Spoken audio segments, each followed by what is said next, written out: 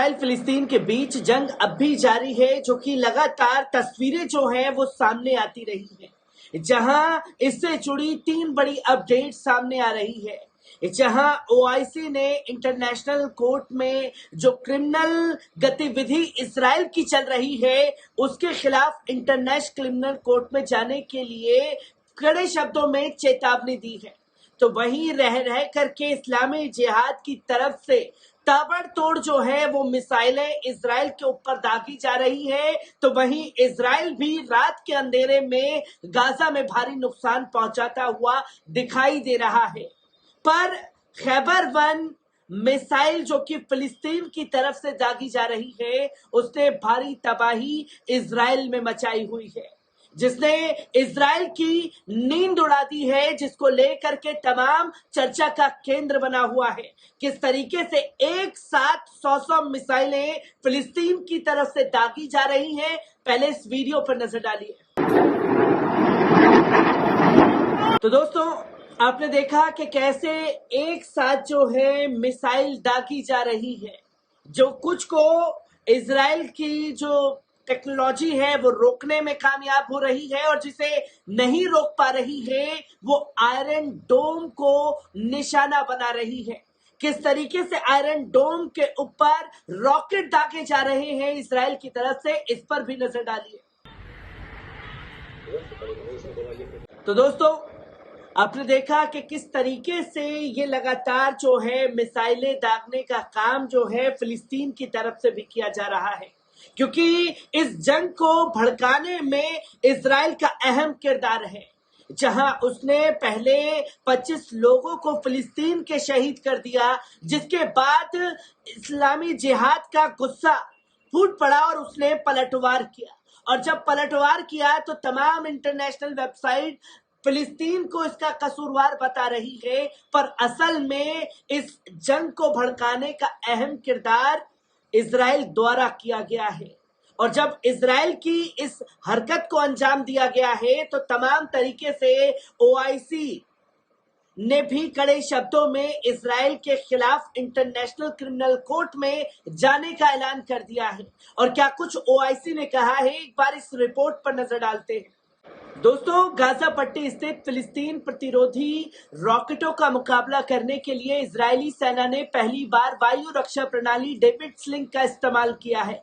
बुधवार को फिलिस्तीनी प्रतिरोध गुटों ने इजराइल के हवाई हमलों के जवाब में सैकड़ों रॉकेट फायर किए, जिन्हें रोकने में जायोनी रक्षा प्रणाली आयरन डोम नाकाम रही है। इस नाकामी के बाद जायोनी सेना के कमांडरों का कहना था कि आयरन डोम के सिस्टम में तकनीकी खराबी के कारण बड़ी संख्या में दागे गए फिलिस्तीनियों के रॉकेटों को इंटरसेप्ट नहीं किया जा सका। कुछ इजरायली सैन्य सूत्रों का तो कहना था कि साइबर हमले के कारण आयरन डोम में तकनीकी खराबी हुई है, जिसने इजरायली अधिकारियों की नींद हराम कर दी है। इस बीच इजरायली मीडिया का कहना है कि गाजा से पहली बार एक अलग तरह का रॉकेट फायर किया गया है। ये रॉकेट खैबर वन है, जिसे निशाना बनाने के लिए वायु रक्षा प्रणाली डेविड स्लिंग का इस्तेमाल किया गया है। जायोनी सैन्य सूत्रों ने दावा किया है कि गाजा में लगभग 800 रॉकेट फायर किए जा चुके हैं, जबकि 75 लक्ष्य पर लगने में कामयाब रहे हैं। और इजराइल अखबार यदुती औरत का कहना है कि फिलिस्तीनियों की ओर से दागे जाने वाले रॉकेटों का मुकाबला जायोनी शासन को बहुत महंगा पड़ रहा है, क्योंकि वायु रक्षा प्रणाली से फायर किए जाने वाले हर मिसाइल पर $10 लाख का खर्च आता है। गाजा के दक्षिण में स्थित खान यूनुस पर इजराइल ने हवाई हमला किया, जिसमें जिहाद इस्लामी का एक कमांडर शहीद हो गया। जिहाद इस्लामी ने एक बयान जारी करके अपने एक सीनियर कमांडर अली गाली को श्रद्धांजलि देते हुए इजराइल को उनके खून का बदला लेने की चेतावनी दी है। इजराइल का दावा है कि शहीद होने वाले जिहादी इस्लामी के कमांडर अली गली को प्रतिरोधी गुट रॉकेट लॉन्चिंग फोर्स के कमांडर थे। अल जजीरा की रिपोर्ट के मुताबिक अली गाली जिहाद इस्लामी को रॉकेट लॉन्चिंग यूनिट के प्रमुख थे, जिनकी हत्या के लिए इजराइल कई बार प्रयास कर चुका था। फिलिस्तीनी मीडिया रिपोर्ट के मुताबिक गुरुवार को तड़के इजराइल ने खान यूनुस में एक आवासीय इमारत को निशाना बनाया, जिसमें जिहाद इस्लामी के कमांडर समेत कई लोग शहीद हो गए। इस बीच गाजा पर ताजा हमलों की शुरुआत करने वाले ज़ायोनी शासन के फिलिस्तीनी गुटों की जवाबी कार्रवाई से घबराए युद्ध विराम के प्रयास करने शुरू कर दिए गए हैं। इजरायली अधिकारियों ने मध्यस्थता के लिए मिस्र, कतर और संयुक्त राष्ट्र संघ से संपर्क किया है। प्रतिरोधी गुटों का जवाबी कार्रवाई नहीं करने के लिए राजी करने का अनुरोध किया है। अरब संघ ने इंटरनेशनल क्रिमिनल कोर्ट से इजरायल के अपराधों की जांच करने की भी मांग की है। अरब संघ की मांग है कि निर्दोष फिलिस्तीनियों के विरुद्ध जिस प्रकार से अवैध ज़ायोनी शासन युद्ध अपराध कर रहा है, उनकी गहन समीक्षा की जानी चाहिए। इरना के अनुसार अरब संघ ने अपनी आपातकालीन बैठक के बाद अंतर्राष्ट्रीय अपराध न्यायालय से ये मांग की है कि इस संघ के अनुसार फिलिस्तीनियों के विरुद्ध इजराइल के हर अपराध की गहन जांच होनी चाहिए। अतिक्रमणकारी शासन के रूप में इस पर दबाव बनाया जाए। अरब संघ की यह बैठक गाजा की पट्टी पर ज़ायोनियों के युद्धक विमानों के हमलों के बाद बुलाई गई थी। ज़ायोनियों के ताजा हमलों में महिलाओं और बच्चों सहित बहुत से फिलिस्तीनी शहीद हो गए।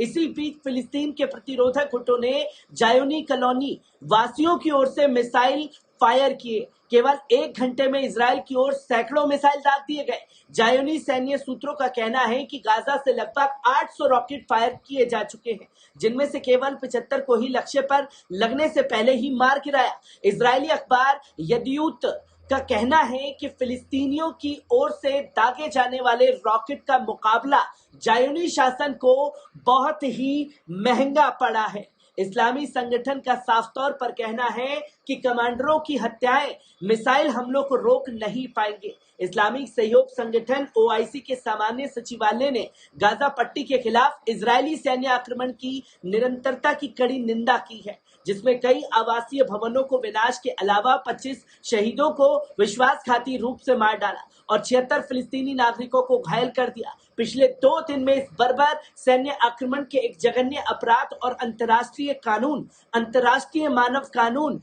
को खुला उल्लंघन मानते हैं।